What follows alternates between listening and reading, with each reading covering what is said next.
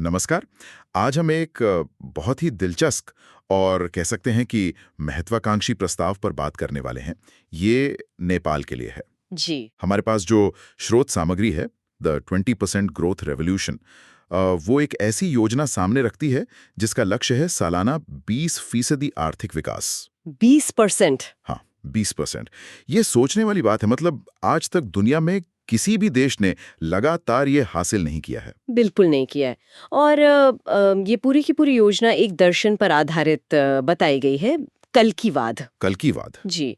स्रोत के हिसाब से ये कल्किवाद जो है वो नैतिक और आध्यात्मिक मूल्यों को अर्थव्यवस्था से जोड़ने की कोशिश है। अच्छा। और इसी बिना पर इस योजना के 3 मुख्य स्तंभ है।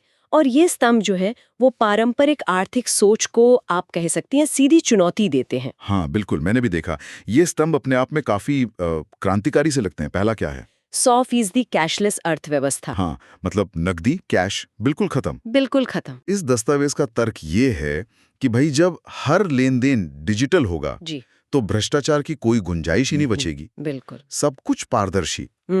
पारदर्शिता। और दूसरा स्तंभ है, जितने भी बैंक हैं, वो सब सरकार के हों, सरकारी स्वामित्व। सारे बैंक। जी हाँ, सारे। यहाँ सोच ये है कि बैंकिंग व्यवस्था फिर मुनाफा कमाने के लिए नहीं, बल्कि जन कल्याण के लिए काम करे। एक तरह से पब्लिक सर्विस। अच्छा। मतलब नीतियां देश की जरूरतों के हिसाब से बने, ना कि बैंक के अपने मुनाफे के लिए। बिल्कुल। स्रोत का यही मानना है। और तीसरा? ये तो शायद सबसे ज्यादा चौंकाने वाला है। शून्य ब्याज दर, मतलब जीरो इंटरेस्ट। हाँ, ये वाकई बहुत बड़ा कदम है। स्रोत का दावा है कि भाई अगर ब्याज ही नहीं होगा, तो जो उत्पादक काम है, बिजनेस है, उनके लिए पैसा, पूंजी बहुत आसानी से मिलेगी। जी। और देश को अपने विकास के लिए फिर विदेशी मदद या निवेश पर निर्भर नहीं रहना पड़ेगा। वो खुद ही पैसा जुटा सकता है। हाँ, ये तीनों कदम मिलकर एक एक पूरी अलग तस्वीर बनाते हैं।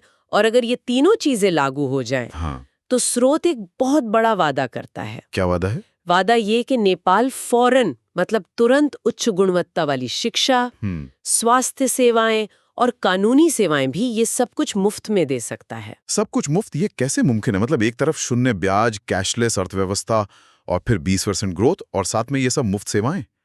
ये सब जुड़ेगा कैसे? देखिए, स्रोत का जो तर्क है वो आपस में जुड़ा हुआ है।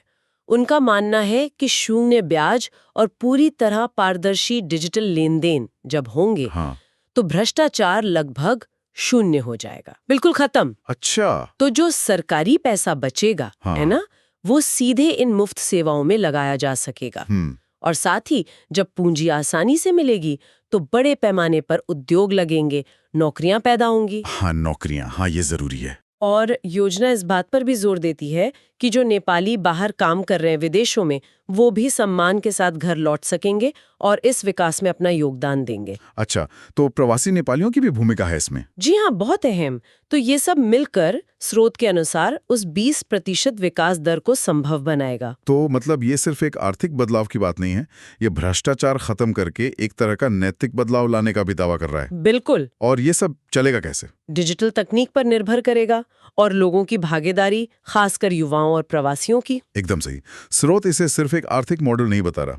वो कह रहा है कि अगर नेपाल इसमें सफल होता है, तो ये मॉडल दुनिया के दूसरे विकासशील देशों के लिए, ग्लोबल साउथ के लिए। हाँ, ग्लोबल साउथ के लिए एक प्रेरणा बन सकता है। शायद उनका नेतृत्व भी कर सकता है एक तरह से। अच्छा, लेखक तो इसे एक नैतिक और आध्यात्मिक क्रांति के तौर पर पेश कर रहा है।